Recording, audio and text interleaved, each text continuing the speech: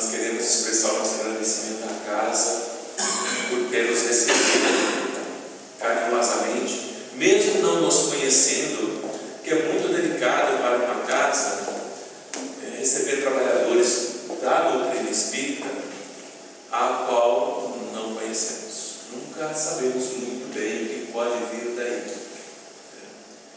Então somos gratos à confiança que vocês nos dedicaram. Agradecemos muito ao Sidney por ter se empenhado em nos trazer até essa casa, que a Soninha conhece a casa, mas eu não conhecia. Na verdade, eu nunca tinha ouvido falar. Gabriel. Tanto que várias vezes eu perguntei ao Sidney, como é que é o nome mesmo? E para nós foi uma imensa alegria conhecê-los.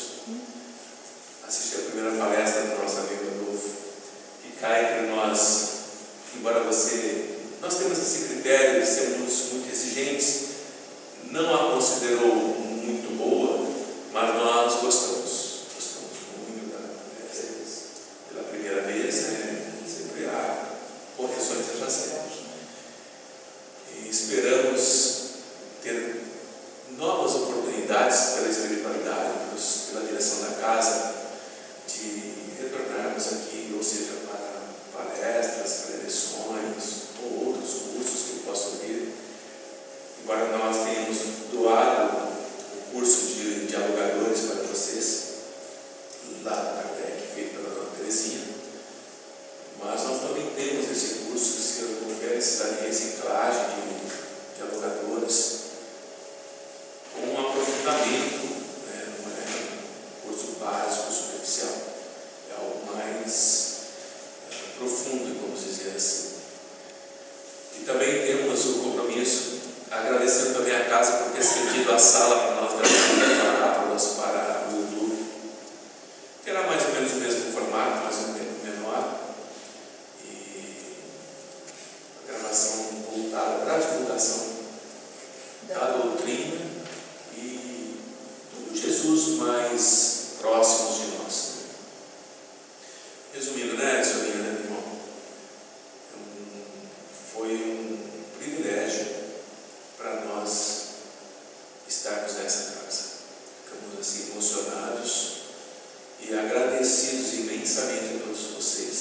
Me lembro do primeiro dia que eu vim aqui conversar com vocês, e expor a programação e conhecer mais a fundo os propósitos. Sabemos que não há acaso, mas sabemos do empenho dos encarnados e dos desencarnados, dos amigos presentes no ambiente, para que houvesse essa dinâmica, esse aprendizado que estamos encerrando no dia de hoje. O nosso irmão Antônio José não fez nenhuma parábola aqui. Estava mais cuidando da parte técnica, mas tem todo o potencial para nos substituir a qualquer momento, tanto a mim quanto a Soninha. Então nós aprendemos a cada dia que nós aqui estivemos, e a cada dia que nós nos preparávamos para a parábola em relação ao nosso lar, ela mudou completamente. Nós olhamos o nosso lar, olhamos a daqui está melhor. É isso? Isso sempre acontece, graças a Deus. A gente está sempre. Nós estamos dando um formato, a nossa cara, o nosso jeito, né? Estamos mais vivenciados na casa, que nós vemos uma vez conversando com o Sidney, que é o mais próximo de nós. A casa parece que está tomando um fôlego novo, né? Mais alunos, retornando um ciclo de palestras, mesmo uma vez ao mês, mas já é algo muito importante. É importante formar preleitores, formar palestrantes, para que mais pessoas se aproximem. E comecem a divulgar a casa, a doutrina precisa disso. Então vamos lá. O nome que está ali não é o meu. Sônia Pereira. Porque essa moça é que fez a parábola, essa parábola lá no nosso lar. Essa mocinha ali. Mas nós conversamos, eu peguei a parábola dos talentos e ela vai fazer a parábola das núpcias, das bodas e vai fechar o ciclo de palestras. Verdade, parábolas.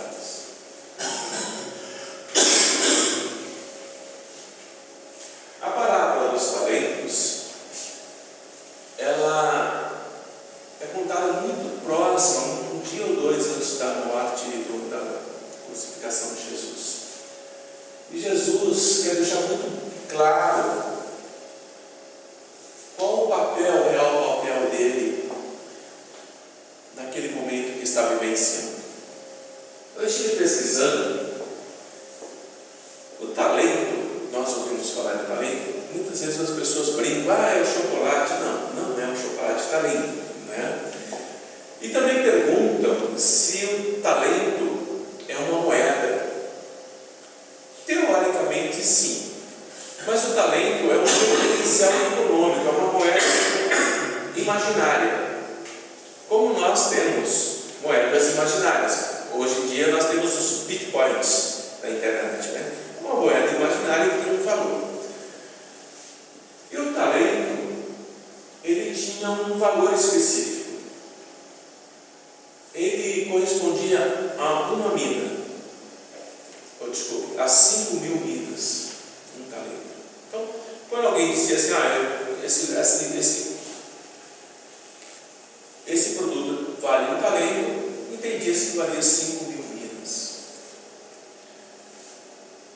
Um talento na época de Jesus, para termos a importância do que Jesus estava falando, correspondia a 5 anos de trabalho de um trabalhador comum. Um talento. Se fosse dividir pelo trabalho, pelo valor de um dia de trabalho, corresponderia a 5 anos de trabalho. Por isso que Jesus fala em poucos talentos, na verdade, mas é muito para a época que ele estava falando dessa palavra. Então ele conta o seguinte, que um homem, e tem um motivo para isso, um homem partindo para outro país já está falando da partida dele. É isso que ele está contando. Chamou os seus servos, aqueles que trabalhavam, e lhe entregou os seus bens. A um deu 5 talentos, muita coisa. A outro 2 talentos, de acordo com a capacidade de cada um. E a outro 1 talento. O que recebeu 5 trabalhou e fez mais 5. O que recebeu 2 também trabalhou e fez mais 2. Mas aquele que recebeu 1, com medo do Senhor, enterrou o talento. Quando o Senhor volta, o que ganhou 5 se apresenta a outros 5, dizendo: Senhor, me deste 5, aqui estão outros 5 que ganhei. O Senhor diz: servo bom e fiel. Bom e fiel, não basta ser bom, temos que ser fiéis. Foste fiel no pouco, confiar-te-ei muito, entra no gozo do teu Senhor. Muito importante essa colocação de Jesus. Chegou o que recebeu 2. Senhor, entregaste-me 2, aqui estão outros 2 que ganhei. Disse o seu Senhor: muito bom, servo bom e fiel. Foste fiel no pouco, confiar-te-ei muito, entra no gozo do teu Senhor. Essa palavra é muito importante, no gozo do teu Senhor. Chegou por fim o que havia recebido 1 só talento, dizendo: Senhor, eu soube que és um homem severo, ceifas onde não semeaste, Isto é, eu não semeei, mas eu colho. Não importa quem semeou. E recolhes onde não joeiraste. E com medo fui esconder o seu talento na terra. Aqui tens o que é teu, devolve o talento para ele. O servo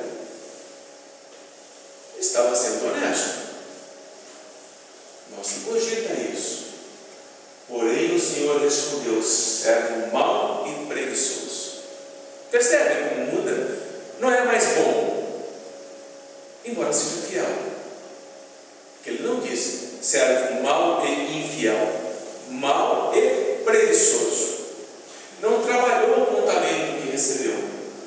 Sabias que ceifou onde não semeei e que regou onde não joelhei. Isto é, eu vou cobrar. Eu vou cobrar. Devias ter entregado o meu dinheiro aos banqueiros, e vindo eu teria recebido o meu com juros. Que juros são esses? Que banqueiros são esses? Aqueles que poderiam trabalhar com esse pequeno talento, né, meu amigo? Você, vou interromper, depois eu corto. Você precisa ir num local chamado Quirocamp. Vai lá. O cara dá um jeitinho na sua coluna, tranquilamente. Estou indicando porque realmente é quiropraxia. Não precisa tomar remédio, não precisa pôr colete, não precisa pôr cinto, não precisa. Cara, endireita você. Boa sorte para ele. Não, endireita você. Não é na primeira sessão, não é na segunda e não é na terceira. Você vai fazer 12. Pode fazer 2 por semana. Mas você vai agradecer essa indicação que eu estou estudando a você. Tem certeza? Eu dou o endereço para você depois. Tá bom? Nós temos cartãozinho. Eu tenho. Tem. Tirai depois o talento e dai-o ao que tem os 10 talentos. Porque a todo que tem, dar-se-lhe-á. E terá em abundância. Quanto mais nós temos, mais recebemos. E ao que não tem, será tirado. Isso é muito estranho. Se olharmos assim rapidamente. Ao servo inútil, porém, lançai-o nas trevas exteriores. Ali haverá o choro e o ranger de dentes. Complicado. O que nós entendemos? O que são esses talentos? O que são para nós receber 10 talentos, 2 talentos ou 1 talento? Pior do que isso é não receber nada. Porque ainda nem essa confiança merecemos. Mas todas as vezes em que nós recebemos algo a mais, algo que nos é confiável por sermos bons, nós temos uma responsabilidade maior. E tendo a responsabilidade maior, teremos que trabalhar. Por isso que foi confiado mais para ele, um pouco menos para o outro. E aquele que menos se propunha a fazer, recebeu o que há de menor. Podemos pensar assim: o que são os talentos? Coisas boas, as virtudes, saúde, força para trabalhar, um bom corpo físico, inteligência, entendimento, aprender, conhecer e ser acolhido em locais adequados para que você possa expressar aquilo que você. Mas também pode ser como talento para aprendizado e evolução alguma doença, alguma limitação física, algum obstáculo nas nossas existências no dia a dia. Podem ser talentos, embora não vejamos assim. E o que fazemos com ele? Vamos pegar algo que não nos agrada, algo que nos perturba, que segundo a justiça divina é um talento para que nós possamos progredir, para que nós possamos ter a compreensão, o aprendizado. O que fazemos com isso? Fazemos como o servo que recebeu um talento. Enterramos. E enterrar, sepultar nas trevas, é pararmos com o nosso processo evolutivo. Não fazemos uso do talento que recebemos. E podemos, sim, ser julgados nas trevas como rangente de dentes. O que significa isso? As reencarnações. E as reencarnações que fazem com que nós possamos refazer, recuperar o que nós não desenvolvemos na atual, são piores, serão mais exigentes, trarão mais dificuldades, porque não soubemos usar o talento que nos foi dado. Continuando com suas últimas palavras aos seus, percebam, com as suas últimas palavras aos discípulos, Jesus acrescentou essa parábola dos talentos como um complemento das 10 virgens. Lembra da parábola das 10 virgens? Em que algumas eram nécias e outras prudentes. O servo que recebe um talento, ele é um nécio.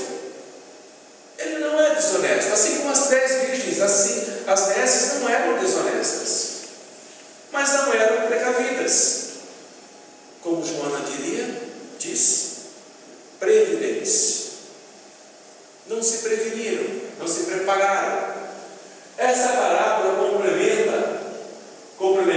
comprova que ele não é parcial nos seus ensinamentos. Jesus não é parcial nos seus ensinamentos. É claro que ele ensinava os discípulos de acordo com os talentos de cada um, em particular. O que ele ensinava ao povo, o que ele ensinava aos demais, era parte do processo, mas alguns talentos eram dados a mais para os seus discípulos, para aqueles que estavam próximos a ele. Os outros receberam 2 ou 1, apenas isso. Mas Jesus distribuiu de acordo com a capacidade de cada um. Quando ele enfatiza um aspecto específico na parábola, o que ele estava fazendo? Ele protegia os ouvintes. Tinha parábolas em que as pessoas não estavam ainda prontas para ouvir. Por isso, tem ouvidos aqueles que estão prontos para ouvir. E muitos não entendiam. E Jesus apenas lançava isso. E aqueles que podiam concluir além do que era necessário, ele esclarecia um pouco mais. Então, de acordo com a capacidade, era distribuído o conhecimento. Jesus era seletivo ao apresentar a verdade. A verdade era a mesma, sempre foi a mesma. Conhecereis a verdade e a verdade vos libertará. Mas ele era seletivo, a verdade para cada um de acordo com o entendimento dele. E isso ainda acontece. Por isso que nós, nos trabalhos que nós fazemos nas casas espíritas, e aqui também, existem, a verdade é colocada, mas a verdade é colocada para os trabalhadores em particular, aqueles que estudam profundamente o Evangelho, que estudam profundamente Kardec. A verdade é colocada para aqueles que estão começando, um pouco mais leve, um pouco não tão profunda, e a verdade é colocada para aqueles que assistem no público, como foi a sua palestra. O entendimento de cada um de nós é completamente diferente, embora a verdade seja a mesma. Eu sou de Toninho, entendemos de uma forma, os demais entenderam de outra, e outros entenderam de outra forma. Então Jesus era seletivo nas suas apresentações, assim como nós somos. Na parábola das 10 virgens, ele revela a necessidade de atenção, a previdência, ser precavido, ao caráter interno, isto é, voltado para si. Por isso que elas pedem o azeite emprestado. Mas as outras são precavidas, se emprestam, elas também ficam sem. Então, é uma questão interior. Na dos talentos, ele une a necessidade, impondo a prática externa. Você tem o talento, vá trabalhar, desenvolva, produza mais, traga mais, para que eu possa colher mais. As as virgens nos ensinam a necessidade da vigilância. Lembra que elas estavam atentas e umas dormiram? E as que foram vigilantes entraram na casa do Senhor? E as outras que tiveram que ir ao mercado à meia-noite? Lembram disso? Como tem mercado à meia-noite, como disse a Sonia? Como tem mercado à meia-noite aberto para vender azeite? Claro que não. A dos talentos é o dever do trabalho. É o dever do trabalho. E quando nós estamos no dever do trabalho, podemos ser preguiçosos ou não. Muitas vezes somos preguiçosos, cansados, estamos esgotados, mas o esforço nos leva a continuar, porque temos que fazer jus aos talentos que recebemos, que não, nada acontece. Aí conta uma análise de um rico que parte para o país distante, deixa um certo dinheiro para que os servos invistam. Quando volta, como é que ele age em função dos seus servos? Como os amigos espirituais cobram de nós a prática da doutrina espírita diariamente nas reuniões mediúnicas? Como eles cobram? Como eles orientam, os mentores da casa orientam os estudos? São os talentos que cada um tem. E quando a casa começa a esmorecer, o que eles fazem? Estimulam, cobram, exigem estudo.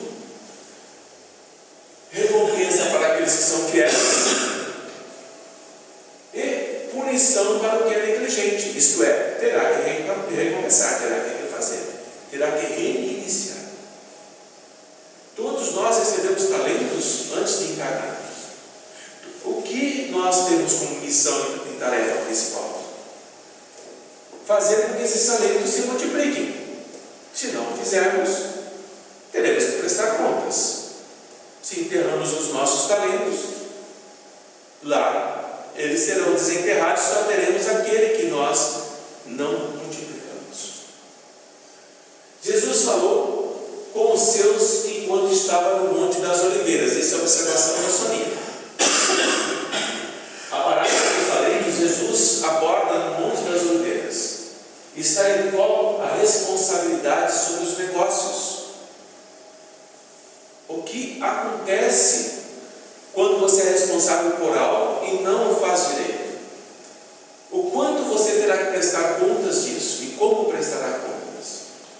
Os servos recebem uma quantidade diferente de talentos de acordo com a capacidade pessoal. Vejamos, Chico Xavier recebeu o quê como talento? De acordo com a capacidade. Divaldo recebe como? De acordo com a capacidade. Pergunte se eles pararam de trabalhar, se eles enterraram os talentos. Perguntem a nós mesmos se Joana de Ângeles, quando chega próxima de Divaldo, não cobra os talentos que ele tem que prestar contas. Claro que cobra. Então, de acordo com a capacidade de cada um, é aquilo que será cobrado. Mas muitos dos trabalhadores podem sim, como já acontece, de deixar o trabalho, porque trabalhar na doutrina espírita com seriedade exige determinação e sacrifício. Muita determinação, muito sacrifício. Ser fiel. Se não formos, não progrediremos. 2 dos servos usaram os talentos da mesma forma. Portanto, a recompensa foi igual. Lembra? Entra no gozo do teu Senhor. O outro não entra no gozo do teu Senhor. Os talentos não podem ficar somente no mundo material. Ver como vida corpórea. Seria a lei do trabalho que vemos na doutrina. Qual é a lei do trabalho que vemos na doutrina? Joana de Ângeles diz o seguinte: que a lei do amor, ela é coercitiva. Enquanto a lei do amor não atua coercitivamente para o progresso do ser, do encarnado, nós enterramos os talentos. Ficamos vivenciando as vidas, as questões da matéria, os prazeres do dia a dia, a luxúria, a materialidade, a beleza, tudo isso. nos perdemos. Mas a lei do amor ela é coercitiva, ela nos impele ao progresso. E a única forma de que nós possamos evoluir é trabalhar a lei do amor, que é um dos talentos